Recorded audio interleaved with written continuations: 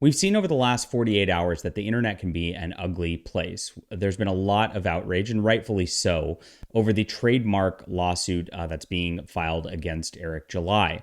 Now, there's been a lot of speculation going on, but what we have right now is we have a statement from Eric saying, look, we're handling this behind the scenes, which is exactly what he should be doing. He shouldn't be out there talking about the specifics of this and rattling and saber rattling, because it's just going to amplify the problem there. So he's doing the right thing here. On the other end, we have the actual group that is suing Eric July making a statement, and it looks like it's not as bad as we thought it was initially. So we're going to get into that in just a second. But there's a lot of flames being thrown all the way around. I've actually been, just for reporting on what's going on, have people targeting me, saying all sorts of nasty things. I got called a fake Christian, a terrible human being. And it's like, wait a minute, like, why are you attacking me? I don't understand. But this is what the internet does a lot of the time. People, when they're heated, it happens. I totally understand that.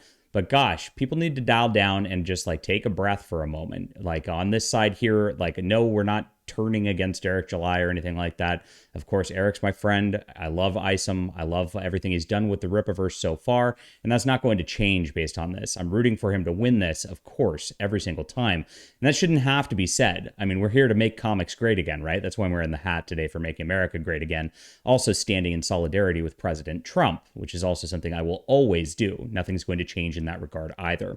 So here we go. Let's look at what they said from this other company here. This is Baron Gilfillan, I hope I pronounced that right. Isom founder. Here we are from the Global Bible School. And it looks like he's just like some old boomer guy who's running like a charismatic Christian ministry sort of thing. Here's his official statement. In the past few days, there's been a lot of swirling in cyberspace about our Good Shepherd's filed, but not served, and this is going to be key, lawsuit against Eric July and his LLC Rippaverse. Several important things have not been included in those postings. Most importantly, our ministry sincerely wishes Mr. July had selected some other name for his main character instead of our trademark Isom. Now, this is where the problem lies in, and I think these guys don't know that Isom is a traditional black name, and I don't think they understand that. I really think they're in their own world here, and there's just a miscommunication happening. So hopefully once they kind of find that out, and they find out that Isom, their ISOM, is not something that is just this huge brand like McDonald's that everybody thinks is them, then this will settle down. That's what I'm hoping here. We're not sure why he selected Isom. I kind of elaborated as to why. It's pretty obvious. But if he had selected another name, this situation would not have occurred. Perhaps as importantly, what has not been included in those postings was the letter we sent alongside the lawsuit. In the letter, we said that we had no desire to serve the lawsuit and begin litigating. This is great. I'm very happy to hear this, and I'm very happy to hear that these guys are acting as Christians. They're not acting as this like greedy sort of corporation. I was really worried about that when I first heard about this, and this sounds like they're kind of more doing the right thing here, and they just are misunderstanding the situation. But instead, we are asking them to enter into expedited negotiations with Good Shepherd to try to resolve these issues in a discreet and amicable way that respects the objectives and needs of all parties. Despite our request and invitation to discreetly negotiate, what has transpired in the past few days has been anything but discreet. Now, I could see where somebody who's a boomer like kind of doesn't understand this right here and doesn't understand Eric's need to at least address the situation. But Eric's been very discreet about things. He's been actually pretty quiet about it. He's not gone after this ministry whatsoever. He's actually just been like, look, all the haters and trolls who are going at me, who are trying to concern troll these people, you know what? You guys are going to get your due. And I hope these guys do get their due. I mean, I really do. Eric's doing the right thing, as I said before, and I just think this guy's misunderstanding. I really hope this can all be resolved by Eric and this guy picking up the phone and talking with each other. That would be the most ideal thing for all parties involved, of course. Some points in this whole matter need to be made clear. As noted above, we've intentionally not served our lawsuit in hopes that the parties can negotiate a reasonable settlement. Now, I hope that doesn't mean monetary. I hope it means they're just trying to talk and make sure that there's no brand confusion or whatever. In the past few years, Mr. July himself has applied to register Rippaverse as a trademark to protect against other people using it. In the same way, we applied to register for Isom in 2006 and have been using that as early as 1999. We're only protecting our Isom trademark. Mr. July has already had to defend his trademark against some others. Using a confusing or conflicting trademark, we should not be criticized for similar actions, taking reasonable steps to defend our trademark Isom. Mr. July has built an impressive business. We have no desire to damage or destroy it. That's very nice to hear also. We do want to eliminate trademark confusion in the marketplace. We have practical ideas on how to do that, which I hope to hear what those are. And I hope it's not a big deal. Look, I don't think, to me, again, because these guys are running like a weird ministry, I shouldn't say weird, but a ministry thing. I don't think it has anything to do with comic books, and I don't think that a superhero comic with a traditional black name really infringes upon that whatsoever. I don't think he should have to change the comic book title. I don't think he should have to change the name or anything like that. So if that's what they're proposing, that should be just like a non-starter. This is not a confused trademark whatsoever. This doesn't exist. Now, of course, we do have the legal situation where like we might have some judge who doesn't understand what the internet is and how these people are concern trolling, much like this guy doesn't seem to understand how the internet works and how the concern trollings work.